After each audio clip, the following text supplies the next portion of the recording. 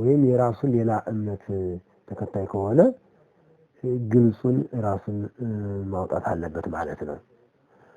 ወደ ስርዓቱ ስንገባ ትንሽ ከማቀው በቅርብ ርቀት ስለተጠቀሰው የግለሰብ ህይወት ታሪክ ከማቀው ወይም ደግሞ ከስሪቱ ከማቀው አንፃር ገብቼ ሙሉን ባላቅም ከጥቂቱ ሳይ ከቤተ ክርስቲያናችን ስርዓት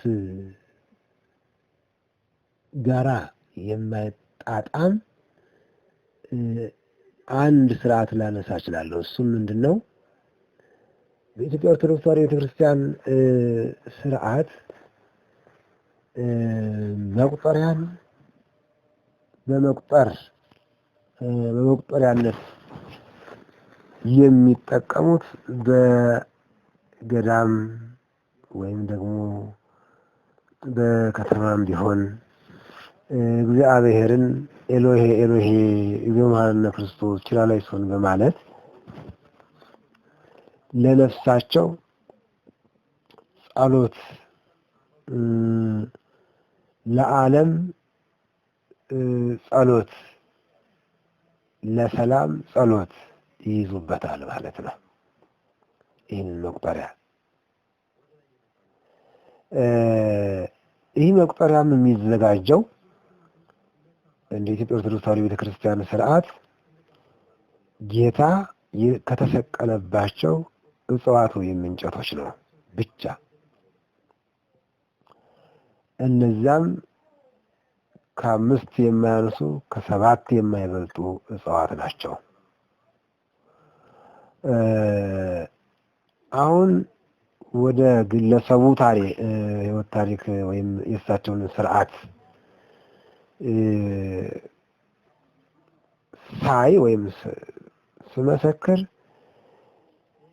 መቁጠሪያዎችን ከነዚህ ከተጠቀሱት እጽዋት ውጪ የሆኑ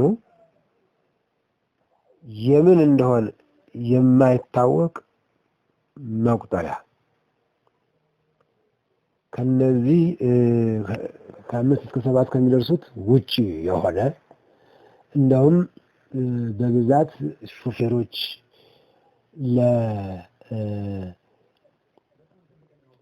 ለሙቀት በወንበራቸው ላይ ሙቀትን ለመከላከል በመቀመጫቸው ላይ ላብ እንዳይፈጠር ሙቀትን ለመከላከል የሚጠቀሙት ተራ የሆነ እንጨት የትኛው በቅቷል የትኛው አልበቃም ለማለት አንችልምና ከኋላ ከአባቶች ትውፊት ጋራ የነዚህን አባቶች ታሪክ ያሁኑን ይዘታቸውን ስናይ ከተቃረነ የእግዚአብሔር መንፈስ አይደለም ማለት ነው። አሁን እንዳየነው ከሆነ እንደተቃረነ ነው የምናየው ማለት ነው። እና ስለዚህ እነዚህ አባቶች እኔ ካየሁት አንድ ነገር ተነስቼ ነው ይሄንን ያልኩት። ወይም ደግሞ በሁለተኛ ደረጃ ደግሞ የተክለ ቁመናቸውን ሁኔታ ሳነጻጽር አልመጣልኝም ላይ ከሚያሰሯቸውም ለህዝቡ ሁሉ አባታችን ወይ እንኳን ባጉ ለማይደግም ሰው መቁጠሪያንም እንደ አምልኮት ዝም ብሎ ባንገት ማንጠልጠል ይሄም ከሥርዓተ ቤተክርስቲያናችን ጋራ ይቃረናል።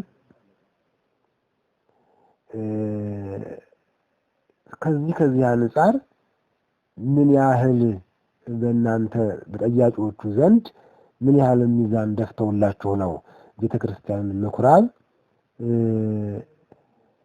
እነዚህን ተከራካሪዎችን ደግሞ ከአይሁድ አይሻሉም እስከ ማለት የተደረሰው ብዬ እኔ እንደገና ድጋሚ ጥያቄውን በጥያቄ ወደ እናንተ መመለስ ፈልጋለሁ ማለት ነው።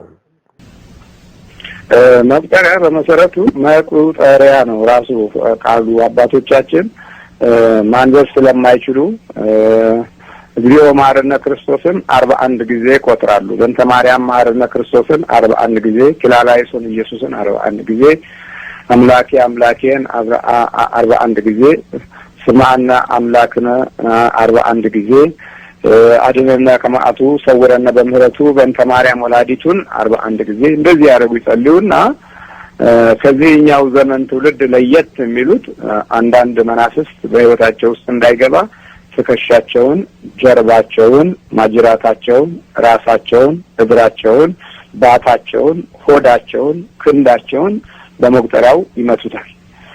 የሚመቱት ጥልቅ የሆነ የመንፈሳዊ ህይወት ግንዛቤ ስላላቸው ነው።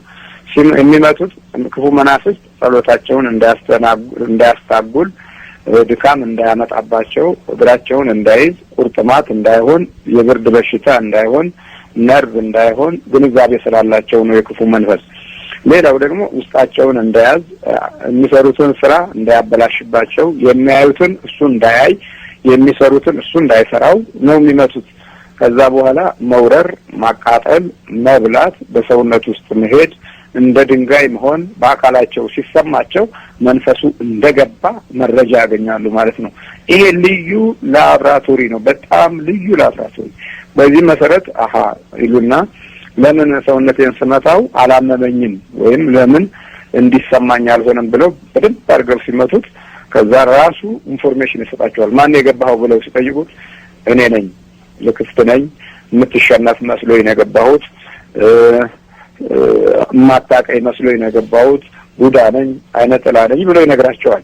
ወዲያው በዛ ይቀጠቅጡና ወደ ግንባር ላይ ያስሩታል። ግንባር ላይ ይታሰርና ይሰግዳል፣ አብሮ ይሰግዳል። ከዛ በኋላ አልፈልግም ብሎ ለራሳቸው ሸኘኝ ብሎ አሊያም ደግሞ ነግሯቸው በቃ ሄደ ነው አልቻልኩም እንዴ ለካ እንደዚህ ነው እንዴ ይሄን ያህል ጠንካራ ነህ እንዴ ይሄን ያህል ከእግዚአብሔር ጋር ይኖርከነ እንዴ ብሎ ለቋቸው ይሄዳል። ስለዚህ መቁጠሪያው በየዋህነት የሚጠቀሙበት የእምነት የጦር ዕቃ ነው። የግድ መነኮሳት፣ ካህናት፣ የግድ የቤተ ክርስቲያን ሰዎች፣ አሮጊቶች፣ መበለቶች፣ አቃቢቶች የሚይዙት ብቻ መሆን የለበትም። ሁሉም ክርስቲያን የሚጠቀምበት መሳሪያ ነው። ምንድነው መሳሪያ? መቁጠሪያ ነው። የእግዚአብሔር ስም መቁጠሪያ ነው። ስለ ኃጢአታችን፣ ስለ በደላችን፣ ስለ ተንኮላችን፣ ስለ ግፋችን፣ ስለ ትውልድ ውስጥ ስለገባው ችግርና መዓት ማስወገጃና አቤቱ ማረን መለያ ነው። ከዛ በኋላ በሰውነት ውስጥ እግዚአብሔርን እያመለክ በንስሐ ስግደት እየሰገድክ በምትገርፈው ጊዜ ቀደም ሲል አባቶች የተጠቀሙበትን አይነት ምልክቶች ከታየ መንፈሱ የመኖሩን ጠባይ ማወቂያ ነው። ሌላው 41 መሆኑ እስራኤል በምድረ በዳ ላይ 40 ዓመት መከራቸውን አዩ። በ41ኛው ዓመት ወደ ቅድስት ሀገር ገቡ። ስለዚህ 41 ይሆናል። 64 የሚሆነው የእመቤታችን እድሜ ነው። እመቤታችን 64 ዓመት ኖረች። በመጨረሻ አረፈች። ከሙታን ተለይታ ወደ ሰማይ አምላክ አረጋለች። ስለዚህ ያረገችውን የእመቤታችንን መንፈስና በረከት በእድሜዋ ላይ ያገኘችውን ጸጋና ተስፋ በሕይወት ውስጥ ያሳለፈችውን ራእይና ኃይል ለማግኘት 64 ይሆናል በእመቤታችን እድሜ። ሌላው መቁጠሪያ ማን ነው የሚይዘው? ማንኛውም ክርስቲያን የሚጠቀምበት የጸሎት መሳሪያ ነው። በተጨማሪ ያው መፈተሻ የላብራቶሪ አንዱ ክፍል ነው። ውስጥ የገባውን የምታውቀውም በዛ ቅድም ባልኩት መብላት፣ ማቃጠል፣ መውረር፣ በሰውነት ውስጥ መሄድ፣ እንደ ድንጋይ መሆን፣ ይህን የመሳሰሉ ነገሮች የመናፍስቱ አንዱ ጠባይ ነው በምትመጣበት ጊዜ። ሌላው የሚቀመጥበትን ቦታ መለያ ነው ራሱ መቁጠሪያ። ግን አብዛኛው የት ይቀመጣል መንፈስ የሚለውን ነገር ስናስተውል ትከሻ፣ ቀኝና ግራ ላይ ትከሻ፣ ማጅራት አካባቢ፣ ከኋላ አእምሮ ላይና ግንባር ላይ፣ በተጨማሪ አይን ላይና እንደዚሁም ደግሞ ክንድህ ላይ፣ እጅህ ላይ፣ እግርህ ላይ፣ ወደ ሌላ መንገድ ሲፈልግ እግርህ ላይ ሊወስድህና ሊመራህ ሲፈልግ እግር ላይ ነው የሚቀመጠው።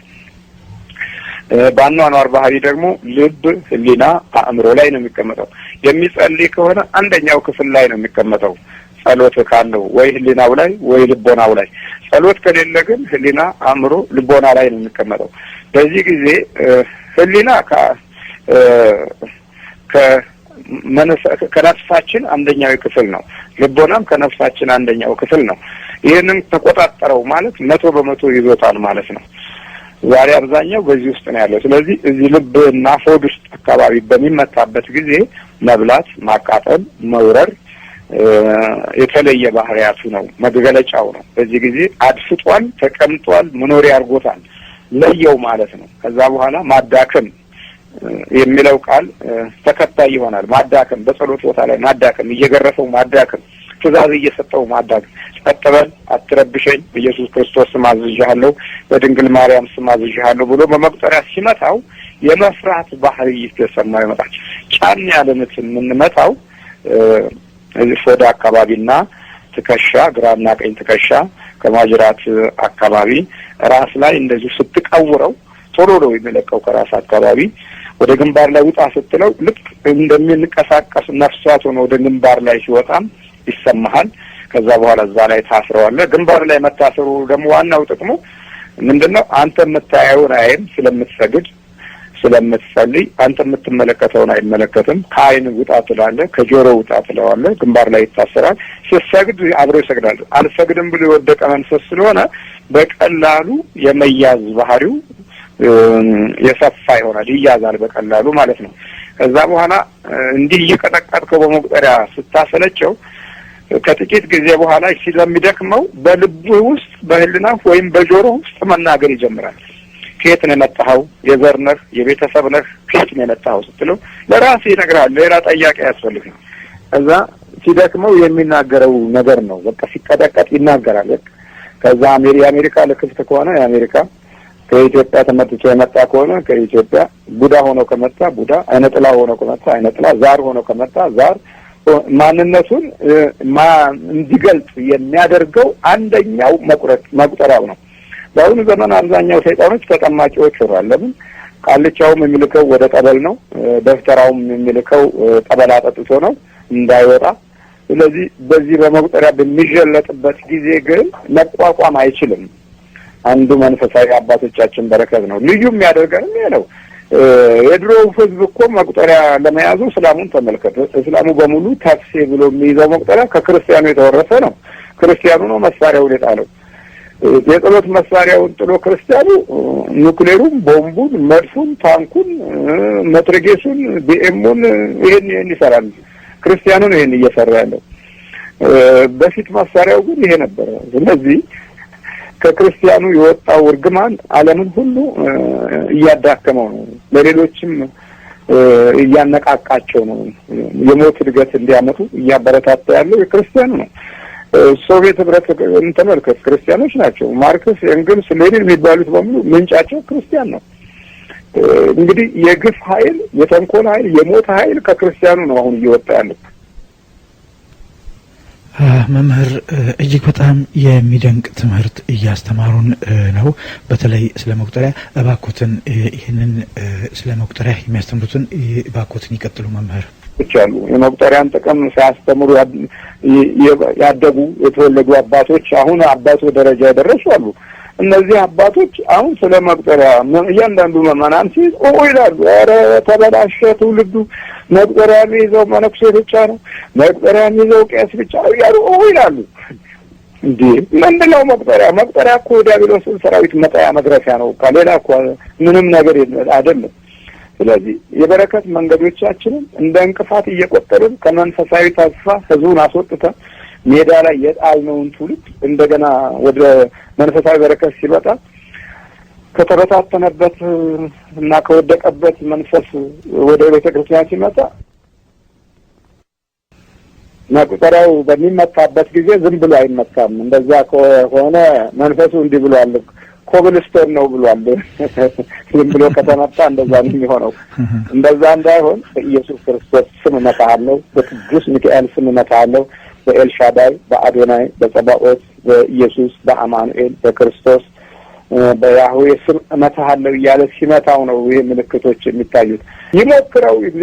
የእግዚአብሔር ነገር ግልጽ የወጣ እንጂ የተደበቀ ነገር አይደለም የአዲስ ኪዳን ሕይወት። ስለዚህ እያንዳንዱ በዚህ ሙከራ ውስጥ ካለ እነዚህን አምስቱን ምልክቶች ማግኘት ይችላል። በዚህ መሰረት እንዲቀጥሉ እግረ መንገዴን አሳስባለሁ።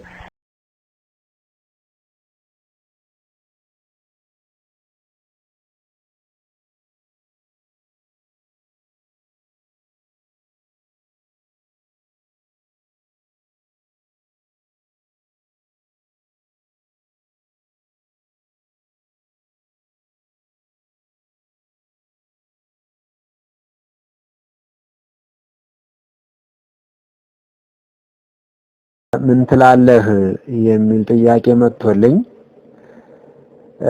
እሱን ያለ አቅሜ ያው በእርግጥ የግለሰቡን ህይወት ታሪክ አላቅም፣ ግን ከመጽሐፍ ቅዱስ አንዳንድ ያለ አቅሜ የሞካከርኩት መልስ ነበረ።